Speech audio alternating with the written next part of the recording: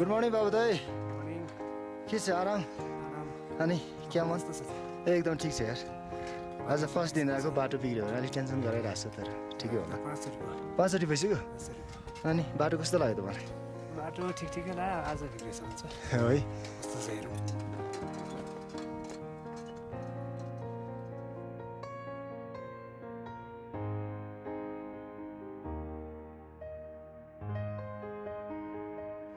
Tadi bersa, ini masuk. Sampai sudah, Tadi bersa.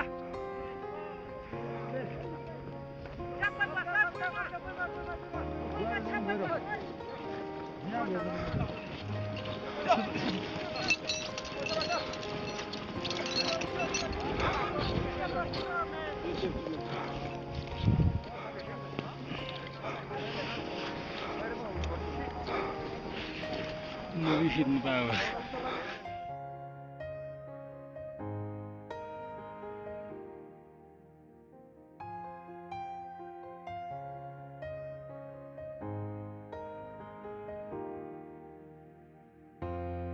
When I was a kid, my father took me to a volcano in Mexico. It made a big impact. I loved it. I thought it was so cool. I just wanted to be there. Every adventurer has a story.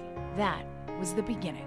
Now he lives to tell his story's climax. This helps you climb steep snow. Ricardo Pena works as a climbing guide in Boulder. And thanks to the help of donations from his students, he raised $50,000 that would help fund his dream to climb the world's highest peak. Before you make the decision to climb Everest, Pena says, you must first understand the danger. The peaks, when you look at the peaks, they're very steep, and you can see how deadly they are. Your life depends on that rope. If the anchor fails, forget it, you fall to your death. It was danger he was willing to face.